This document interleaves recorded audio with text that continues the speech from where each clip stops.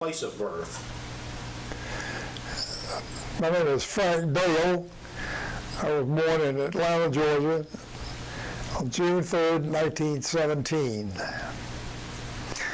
I received all my education in Atlanta and attended Georgia Tech, where I was, upon graduation, I was commissioned a second lieutenant in the Coastal Artillery. Of course, during the advent of the war, the Coastal Artillery was obsolete, and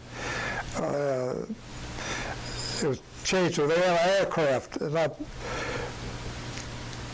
had command of the anti-aircraft battery. We were stationed in California for 2 years, guarding the aircraft factories. And that became rather dull, and I was very fortunate to attend a commando school, or commando-like school in San Francisco. And from that, I got involved with this special recon outfit. Not knowing what we were going to get into, there were 28 of us, and the colonel invited us up and interviewed us and asked if we wanted to go on this particular mission. He wouldn't tell us what it was. And he said, if you want to volunteer, it's perfectly all right. If you want to drop out, that's perfectly all right. So being bored with what we were doing in California, I volunteered, and we ended up for further training in Brisbane, Australia.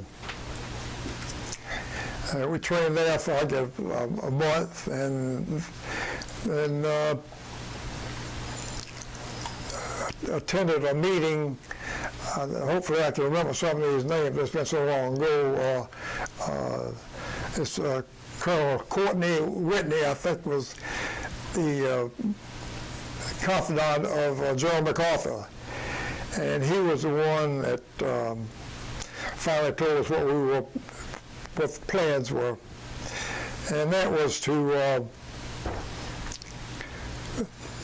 resupply the guerrillas in central Luzon. What year was this? This was 1944. Okay. During the summer of 1944. And from there, we went to New Guinea and boarded the world's largest submarine at the time, Nautilus, with all our equipment. Of course, what we were doing, we were resupplying the guerrillas with ammunition, and we stockpiled automatic weapons, carbines, and explosives, and many cigarettes. that was to influence the guerrillas. They were interested in things like that, so we took in quite a few. So we left New Guinea. I can't remember the date, but it was sometime in early September of 1944. On the submarine, it took us 13 days to approach the Philippines. But at that time, we were getting ready to invade Leyte, and we ran into all these warships.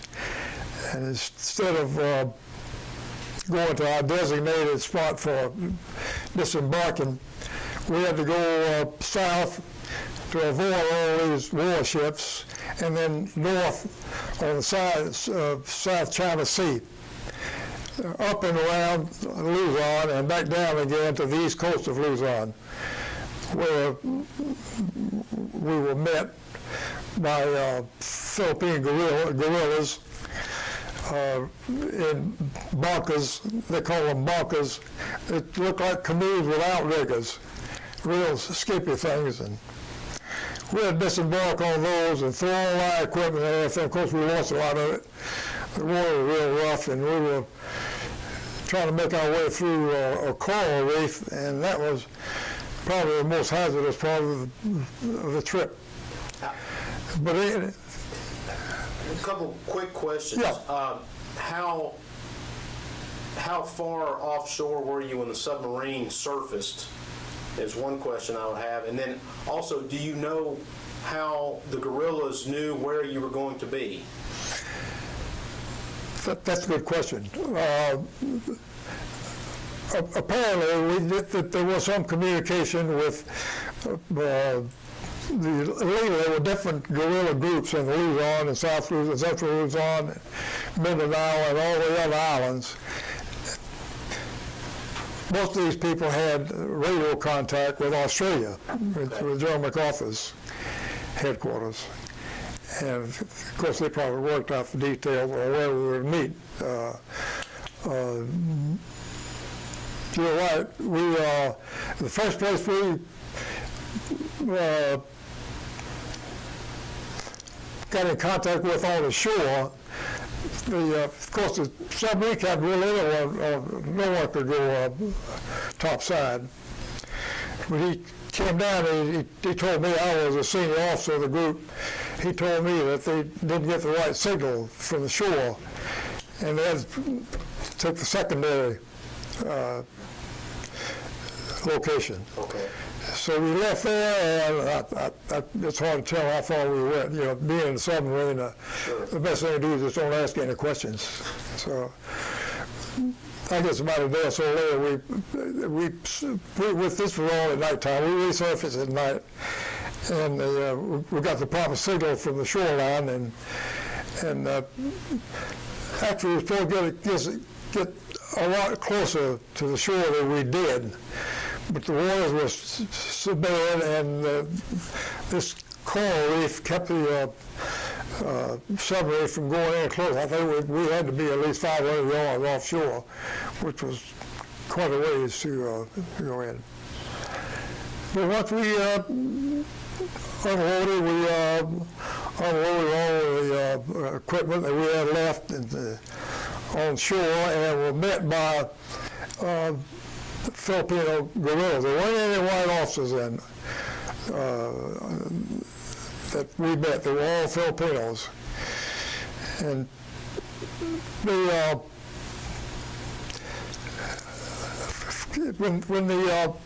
after we landed, it was our duty to be sure that the guns and all the ammunition got in the right hands. And we had no way of knowing whether they were going to the right people or not, because at that time they were guerrillas who were called bullhops. They had leaning towards the communists.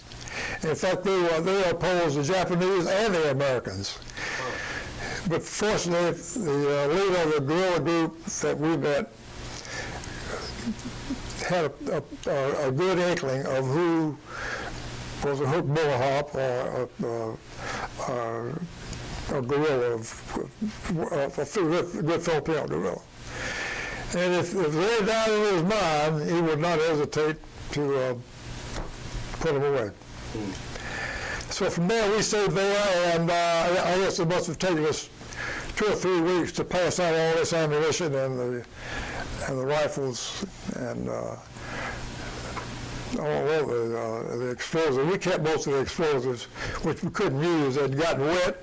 It was plastic explosives, and they were packed in metal cans that were ruptured when they hit the coral reef, so they were just bouncing all over the place. So we lost quite a bit of it. But anyway, after staying on the shore for, I guess, maybe a week, we finally passed out all the guns and all, and then it was up to, by the way, I forgot to add, all 28 of the officers landed in the same spot. And from there, we dispersed. With each 2 officers, there were 2 American Filipinos that were attached to the 2 white officers. I had another white officer, Lieutenant Beauvais from Chicago, and 2 American Filipinos who were assigned to me. And what were the Filipino guerrillas? Was there any language barrier Were you speaking English to them, or translators, or? The leader of the group, and quite a few of them could speak English. Okay. The reason we had these other two Filipinos, they suppose they knew 3 or 4 or 5 different dialects that could help us if we got involved in the jungle there with anybody that couldn't understand that we were Americans and friendly.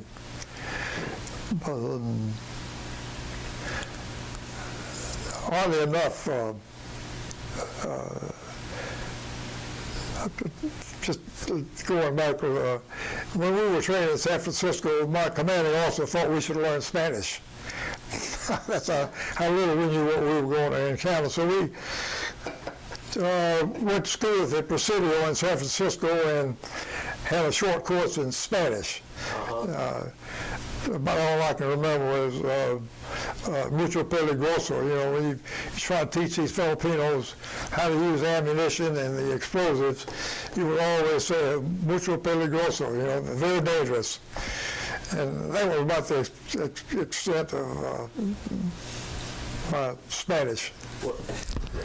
When you're talking about your training that you went through, specifically for this commando training, what did that entail?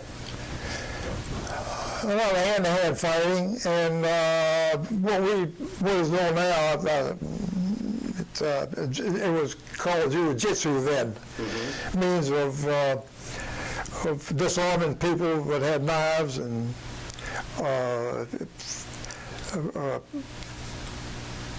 taking care of someone that's much bigger than you are if you got into hand-to-hand fighting, and blows to the head and to the throat that would kill a person. And we would train that way for quite a while. And who did the training? We had I wish I could remember his name, but I don't. He actually was a colonel in the Canadian Army. Really? And fought during World War II as a commando. I don't know if they call them commandos or not, but he instructed us in all the commando tactics. He was probably the most memorable man I've ever met. Really? Yeah. He's what then was your actual unit assignment? I mean, was it a Ranger battalion, or was it? It was just, we were part of what was known as the First Special Recon. Okay. Which included other officers and guerrillas that were scattered throughout the Philippines. Okay. We were just a small group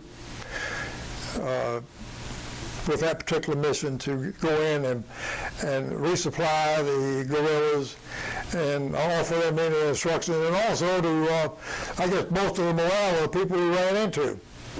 Because once we unloaded all the equipment off the beach, we took off and went through the jungle, just acted more trying to avoid the Japs, and they were trying to avoid us because they were just as afraid of meeting us as we were of them. The Japanese stayed mostly in cities of any size. They wouldn't venture into the jungle or into the little barrios or little villages in the jungle. They wouldn't dare go in there. So we felt pretty safe in that aspect. If they were in the neighborhood, we were warned immediately. The natives were earlier. They would warn us, and we would pick up and take off. We had a radio, but we never could make contact with Australia. In fact, one of the Filipinos was trained in the radio, as a ham radio operator. So what your job was, and we would say in modern military terminology, was basically you and your group acted as advisors to the guerrilla groups. Would that be a... We did, and actually we trained them in the use of explosives and the use of a lot of these people had never seen an automatic Thompson submachine gun. Okay. So we had small training classes there. Didn't last very long, but we had to get the hell out of there. Because once the Japs knew that there was a submarine in the area or it landed, then they would send out a patrol and hunt you down. So we didn't stay there very long. But what little training we did had lasted for a couple of days. And then we were on our own, with two Filipinos and the other officer and myself. And I guess we stayed in the jungle for close to 9 months, just moving through, and I guess acting as more of goodwill ambassadors. If we ran into the Philippines, they were so glad to see a white individual, and they knew that General MacArthur, they were waiting on him to come back. So we just bolstered their feelings about the explosives that you were training the Filipinos to use. What were the targets? I mean, were they blowing? Well, when we left Australia, Colonel Whitney,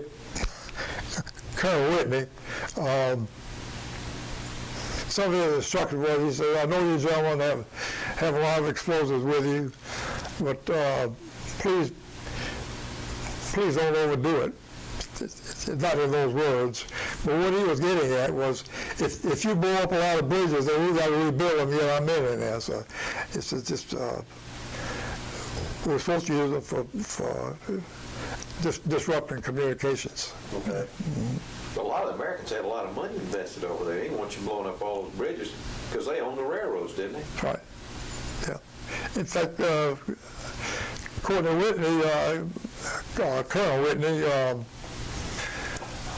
was a businessman in the Philippines, and there was another gentleman there who I'm sorry, I can't remember the name. That's okay. But anyway, they were civilians in the Philippines. Of course, MacArthur was there at the time too, and he probably knew all these people.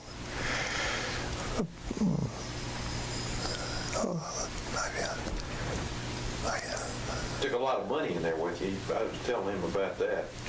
That knapsack full of money. Oh yeah, I forgot about that. Anyway, I was given the responsibility of passing out about, I guess it was 250,000 pesos to bribe people to help the guerrillas, you know. But once I got in there, I realized that would have been stupid for me to pull out this bag of 250,000 pesos. That wouldn't have lasted a day. So I used some of our first aid equipment. I had 4-inch adhesive tape, and I just made a huge bundle. Just taped it all up. Made a bundle of 12 by 12 and 4 inches deep and stuck it at the bottom of my pack. And I had to lug that money around with me for 9 months. Wow. I eventually realized that I couldn't give it away, and I didn't know who to give it to, so I buried it somewhere in Luzon.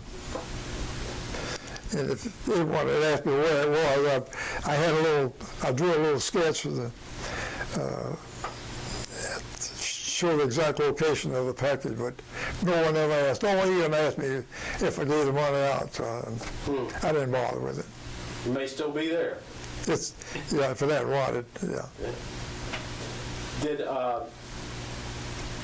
Were there any encounters with Japanese patrols while you were with the Filipino?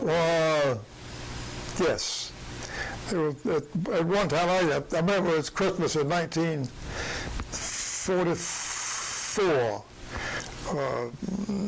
We heard they were in the neighborhood. Patrol was in the neighborhood. So we picked up and started running. So the best place to go would be down the river.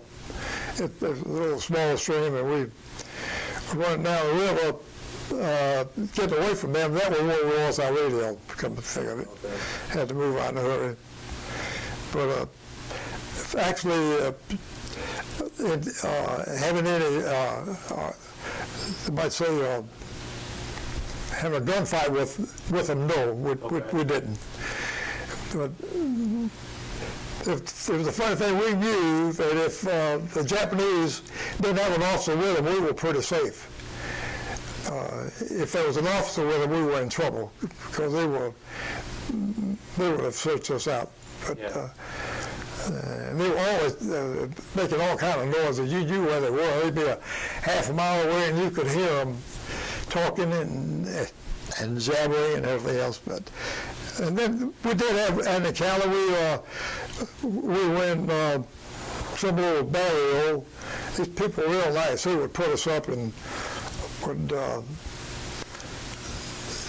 share what food they had. We had, by the way, we had no food at all after about the first month, and we lived off the land. We'd find people that had rice. They would give us a whole bunch of rice. We would have rice 3 times a day, and maybe some sugar cane to chew on in the evenings.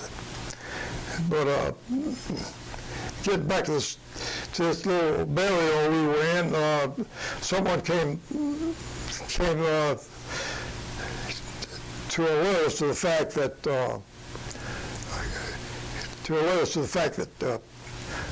Japanese were approaching. It's okay. The Japanese were approaching, and we had no way to get out. So I think we found that they were just 3, so we could take all 3. Mm-hmm. It'd be foolish for 2 guys to take on any more than that. You know, we couldn't go attack a garrison or a post of any kind. So we figured, well, we got all this ammunition and whatnot. So we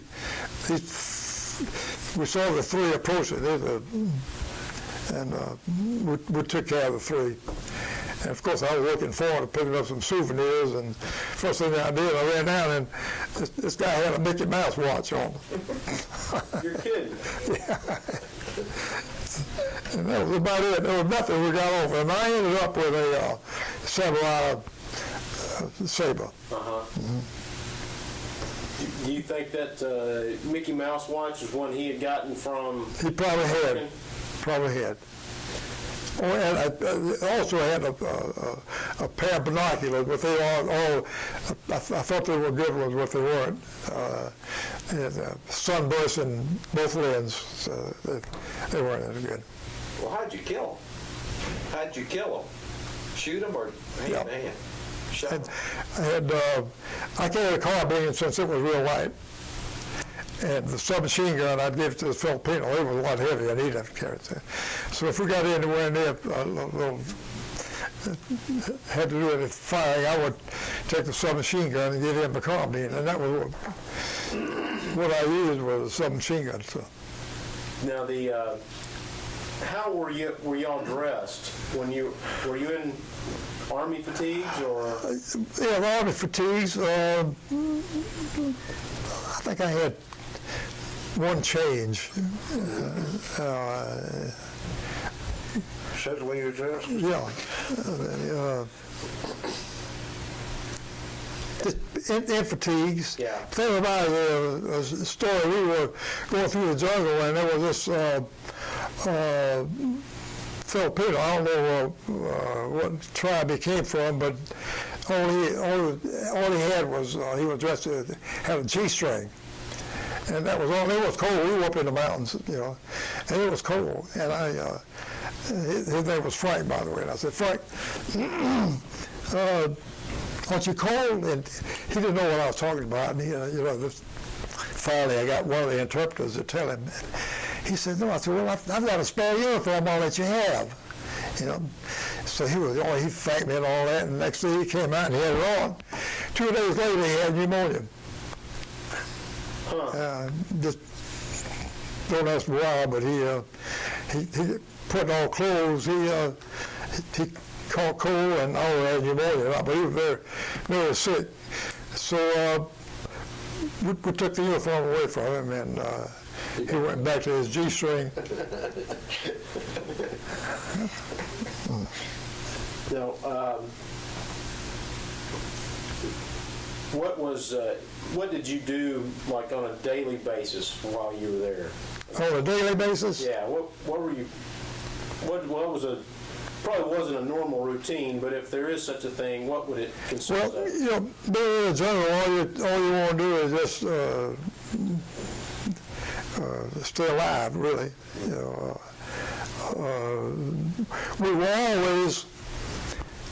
we thought we were always walking towards our troops, because they were advancing up.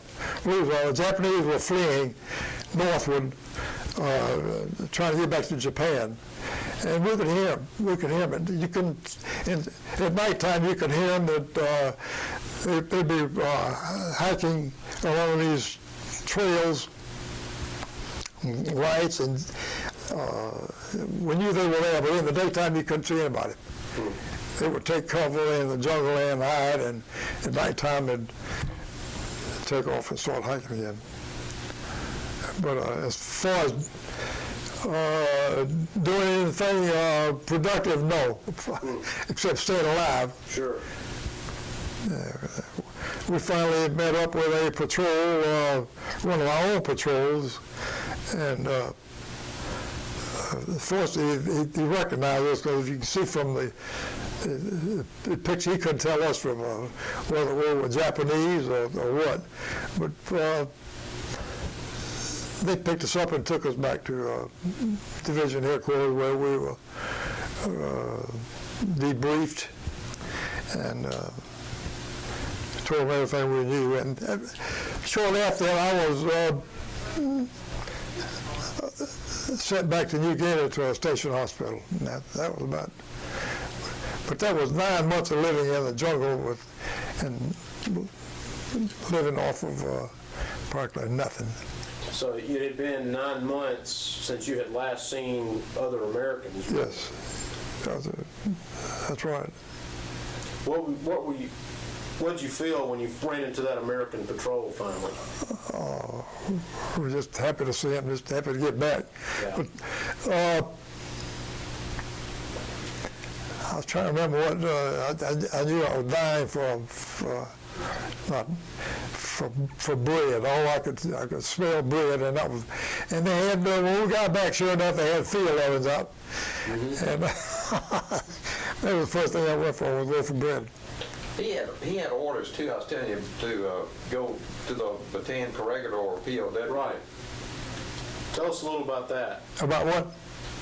The deal, the Go Soldiers, where they went in there to rescue those POWs from the corregidor battalion. I read about it. We knew that they were trying to free these prisoners in Cabanatuan prison camp, which was a horrible place. But there were just 2 of us, and there's no way in the world we could have gone in there. They were, I don't know, 10 or 15 miles away from us, and we couldn't have gone in there and done anything. But we knew that others had a mission to go in there and release these prisoners. So you knew there was an operation to go in and get them? Yes, we knew there was, yeah. And did you know that before you deployed? Before. Okay. Yeah, we knew they were coming in. Okay. We found that out before we left Australia, that they were. Okay. There are a couple other questions that kind of go back a little bit, but we kind of jump straight from when you were born to military service. I wanted to ask you some things like, where did you go to high school? Yeah. I went to junior high school at Hoke Smith Junior High, which is non-existent now, and also Tech High School, Okay. which is non-existent. And from there, I went to Georgia Tech and graduated in 1939 with a degree in civil engineering. Okay. And from there, I went, there wasn't any job during the Depression, and the Tennessee Valley Authority was in process of building quite a few dams, and they needed quite a few engineers, so that was where I ended up. I stayed there for almost 2 years, and that was in the summer of 40. No, summer 30, no, it was summer 39, it was just before the Germans invaded Poland, which was in September 39. They put all reserve officers on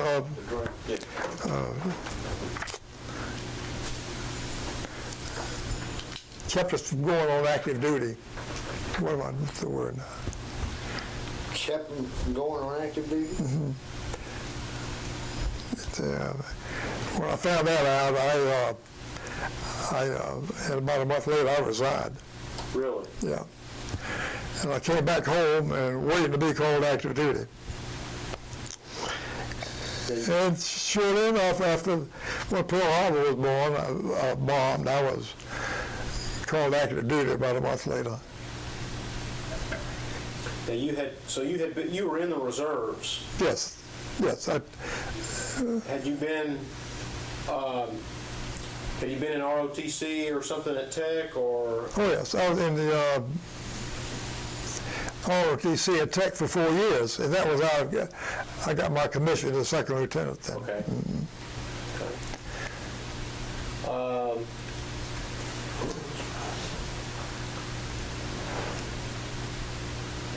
So when you were brought to active duty in what year? Called active duty? Yeah, was that in 42? Yes, right after Pearl Harbor, 1942. And from there, my first station was Fort Eustis, Virginia, and that was just a gathering place. And from there, we were shipped to Fort Bliss, Texas. Okay. And from Fort Bliss, we came back to North Carolina and went to school on anti-aircraft, which was a new field at the time. Thank you.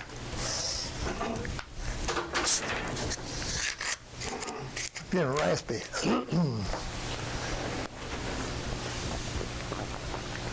That's the most I've ever heard you talk.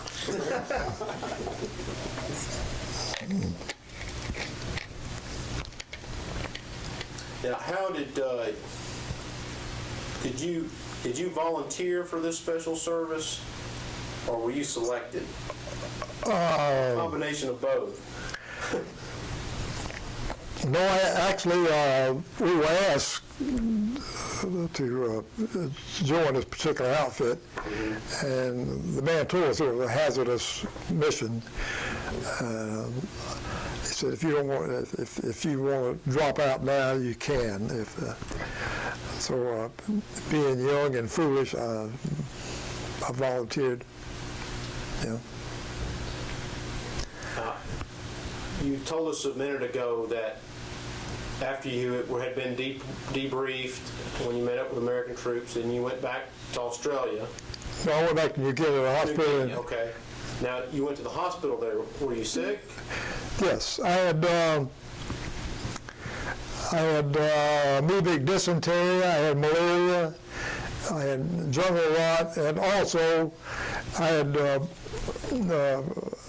hurt my right arm jumping off the submarine from day one.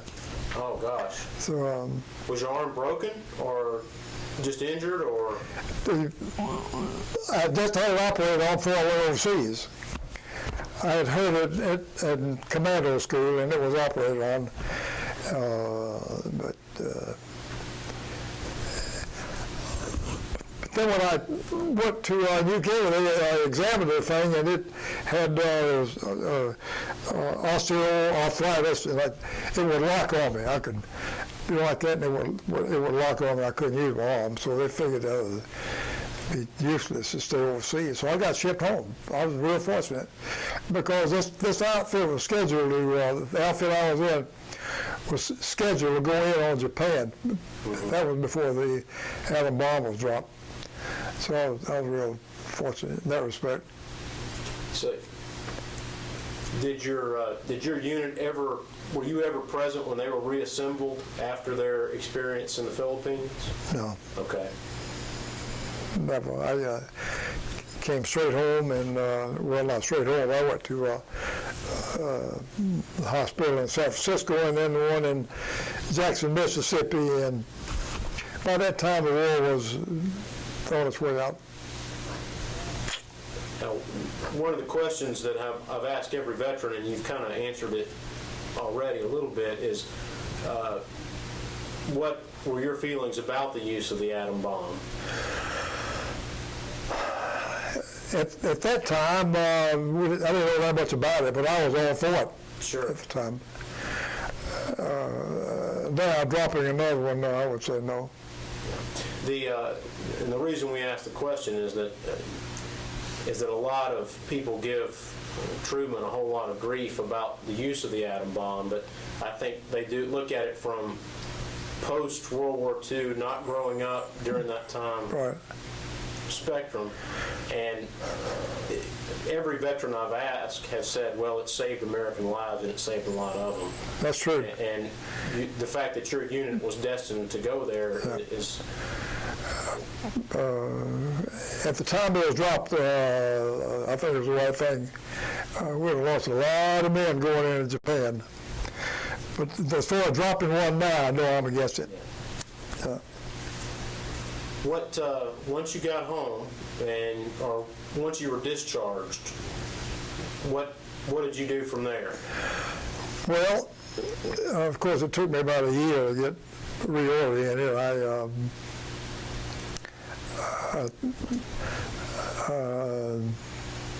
spent a lot of time on the beach for about a year, and then I finally went to work with several people, not knowing exactly what I wanted to do. I knew I didn't want to go back into engineering per se.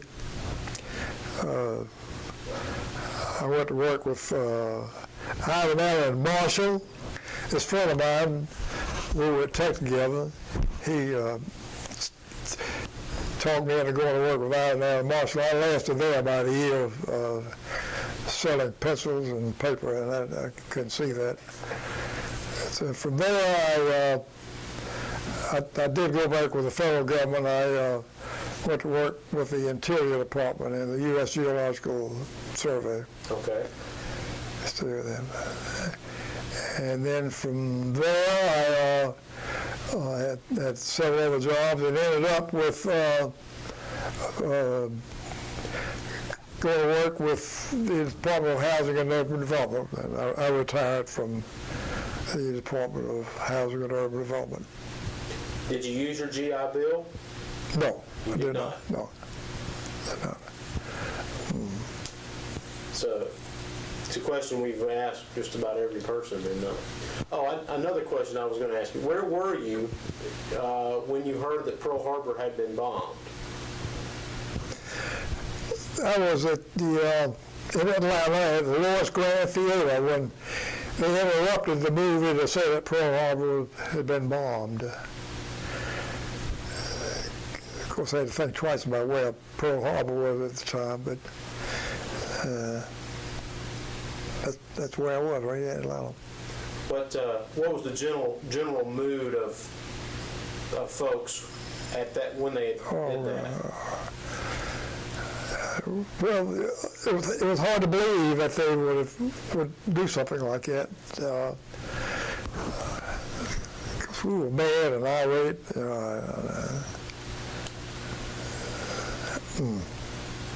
I knew right then and there that I'd be called active duty. So,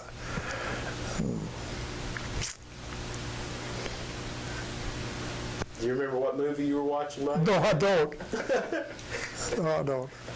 Just curious. I do. I went to a movie same time.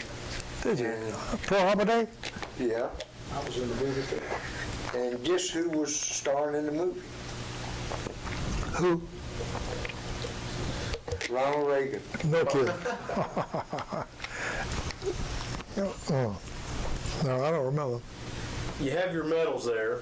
Why don't you hold them up there if you can? I'm going to try to... Why don't you go through for us and tell us what each one is and why you got it? It's for being in the Asiatic theater, Australia, New Guinea, the Philippines. Of course, this one is a Bronze Star for valor. That was because that was for the part that we had played in going to the Philippines. And of course, this is the American campaign, which will reward everyone in the service. And this one, this is a World War II medal. And this medal was awarded by the Philippine government, the Philippine Liberation Medal. And Of course, that's the who was it given to? The Philippine Liberation Medal. people that went in like myself and and who helped. Well, the guerrillas and the ones that stayed behind and liberating the Philippines. Okay. And your top one there? The top one in the center? This is a combat infantry badge. Right. That's probably one of the most treasured, really. That's about it. And you earned the CIB in the Philippines as well? You earned all these in your 9 months in the Philippines, is that correct? Yes. Okay. Yeah. Now, what was your rank when you deployed? I went as in the Philippines as a captain, and then I was promoted to a major when I got out of the Philippines. Okay. Does anybody else have any other questions? Do you have anything else you want to tell us? Frank, didn't you tell me once about you guys observing a convoy and that big admiral was in it? The what? You were observing a convoy of Japanese and some high-ranking officer was in there? Yes. Why don't you tell me about that? That's really... It's so difficult, to You remember which? Well, I can't remember exactly what it was, but we were up in hiding up in a mountainous area, and I think I mentioned the fact that the Japanese were fleeing, going northward, and we found out that I can't think of his name now. So a high-ranking Japanese general was in this convoy, and they were heading north, leaving the island. Tell me his name, but I can't remember it either. But I remember he was a very famous general, or high-ranking. I was going to say Tojo, but I think Tojo was there. I can't remember, but anyway, yeah. Now, here's a question. Were you and the guys in your unit, before you went into the Philippines, did you have any clue about what had happened with the Americans that had been defending the Philippines in 41 and early 42? With the Bataan Death March, were there any inkling that had gone on? So we knew that when Bataan fell, that quite a few of the people there were taken prisoners and had the death march, Bataan Death March. We knew knew about it. In fact, I guess that was why all these guerrilla outfits were being organized. And we were supplying them with all the supplies and ammunition and whatnot. Yeah, we were aware of it. Who was the famous guy, the American that was at Bataan, a corregidor, that was the guerrilla that was all around up in the Philippines there, organizing everything that you always heard so much about? Did you have any contact with him? Did you talk about Colonel Volkman? I don't know. Colonel Volkman had escaped from Bataan. He was a lieutenant, a fresh graduate from West Point, and he stayed behind. And he had organized the guerrillas. He knew the need of them, and of course he got a lot of help from General MacArthur. And he set up his headquarters as if it was right here in the States, somewhere up in the mountains there. And he had a staff, wrote memos and directives and everything else, and kept track of all the guerrillas, had them supplied and all. But then I think the gentleman you're thinking of is The guy that kept promoting himself. that's Colonel Volkman. He was a lieutenant, but he ended up being a colonel.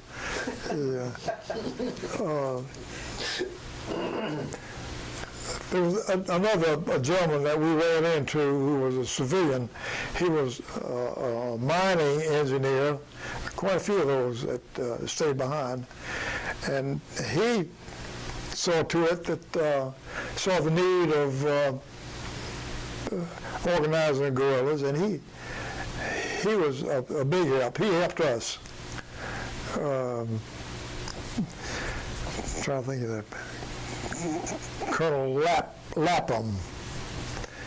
He was.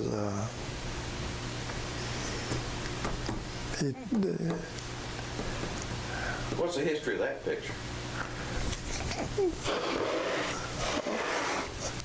When we came out of the jungle,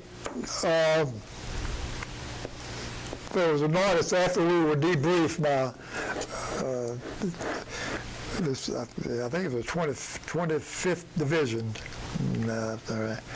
Anyway, there was this enlisted man that was an artist, and he just had us sit down, and no time at all, he would sketch myself and the other Lieutenant Beauvais. It took him no time at all to do that. So I had sent this home to my sister.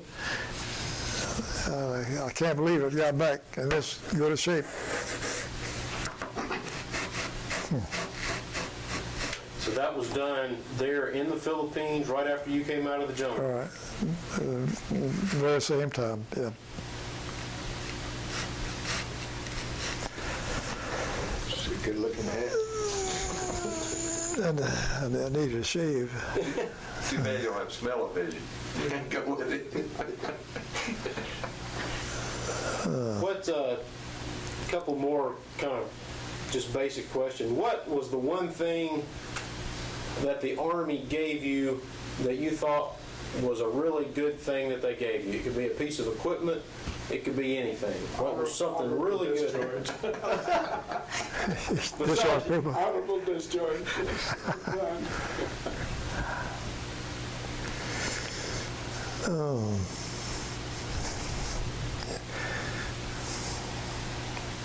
The equipment,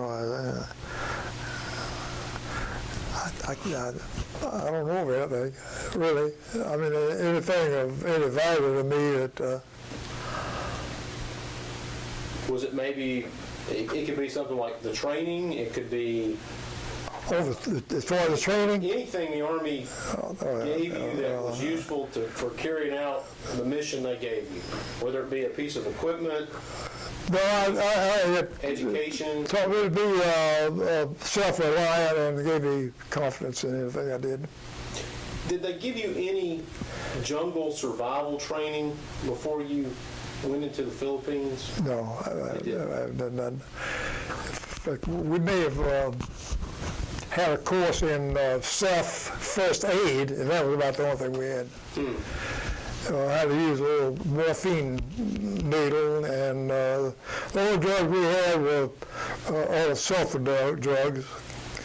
In a powdered form, if there's any wound of any kind, you just sprinkle a little sulfur on it, and it worked. Well, the reverse of that question, what was the worst thing they gave you? There's something that did not work. Hilarious. Toilet paper. His assignment, probably, that was pretty rough. No. But you said a little bit about the Thompson submachine gun, about it being too heavy. What? The Thompson submachine gun being too heavy, but it still was your weapon of choice if you could get. Oh yeah, if you had to get in a firefight, yeah. But it wasn't that heavy. But if you lugged it around all day long, then it would be.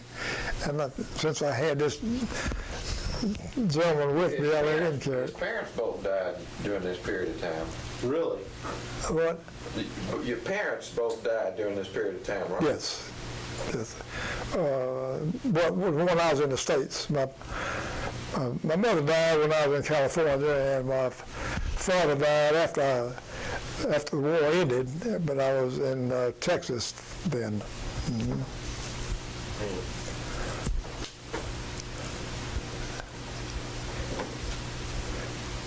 Anybody else have anything else they want to add? Do you have anything else you want to add? No, not really. You can. A lot of things happen. It's kind of hard to keep us in any kind of continuity. Well, don't worry about continuity. Yeah. Well, General MacArthur was a pretty controversial figure. What did you think about him personally? I thought it would be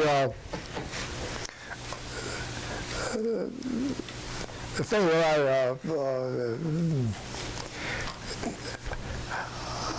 was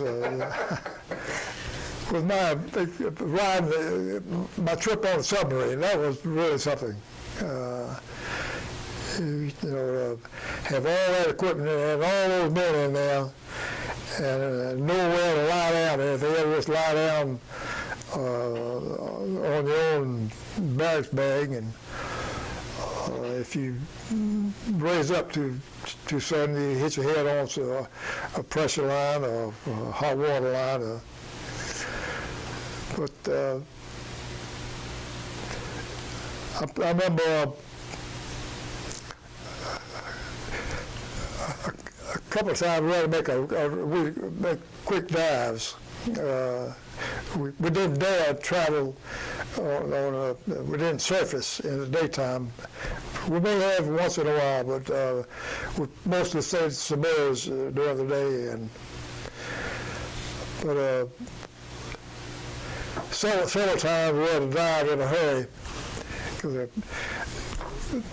the airplanes were sighted. We couldn't tell whether they were American. It made no difference because the American planes would bomb a sub as quickly as the Japanese. So we'd go into a quick dive, and that was, one we made was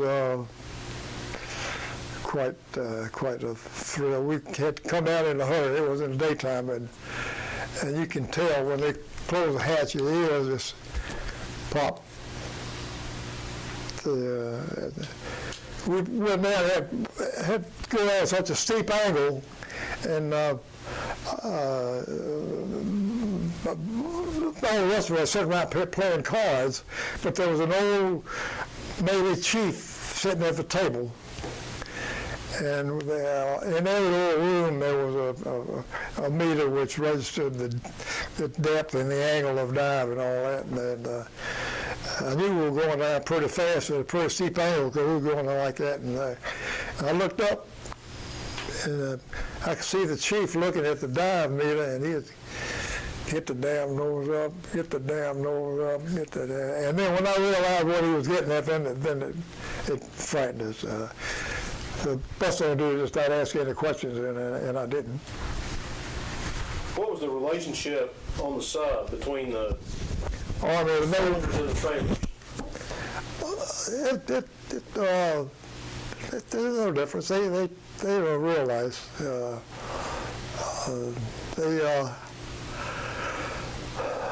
Because they're so crowded in there, you had to stay in your own little area. You know, you couldn't go walking through it. In fact, a lot of sailors had to come jumping across us to get to fore or aft to perform their duties. But it's very nice. No problems, at all. Not like the movies where they get in a fight. Nah. Not on the sub. Probably on the shore he would, but Tell us about this picture. that was taken when I was stationed in California in 1944, just before I went overseas.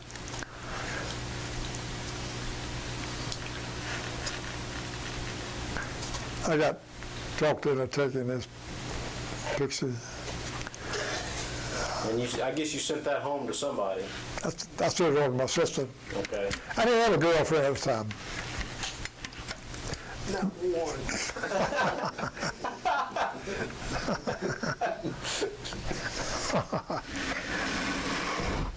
Oh, man.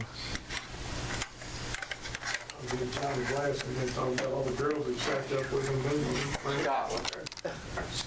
Johnny, but I probably would have been more frightened if I'd had a girlfriend. More frightened about what?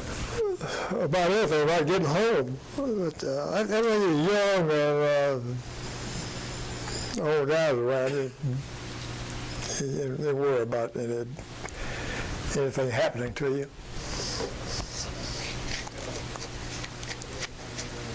Now, where were you when you heard about VE Day, and then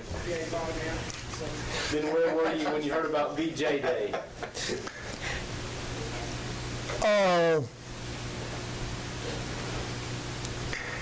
VE Day, I was in Atlanta. I was on sick leave. Okay. I just got back from overseas. And then VJ Day? You would have been that. August 45. VJ Day, you were in Atlanta. VE Day, you weren't, were you?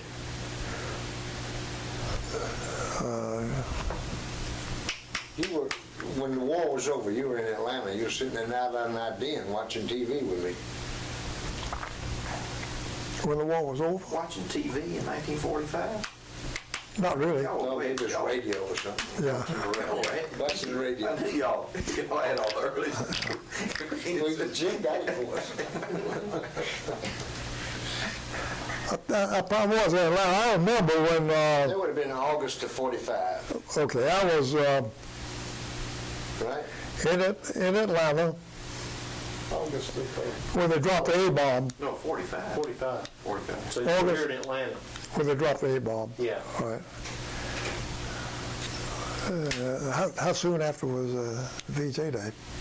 That was VJ Day. Within a week. Now they No, talk to No, they dropped two of them. It was right after that second bomb. I mean, it couldn't have been more than a day or two. Yeah. It was within a week of the dropping of the first bomb, I think. about 2 or 3 days. Yeah. Yeah.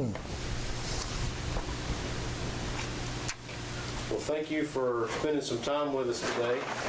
You have anybody else have anything they want to ask, or do you have anything else you want to Thank you, tell us? Myers, for doing this. Well, we certainly appreciate you coming out.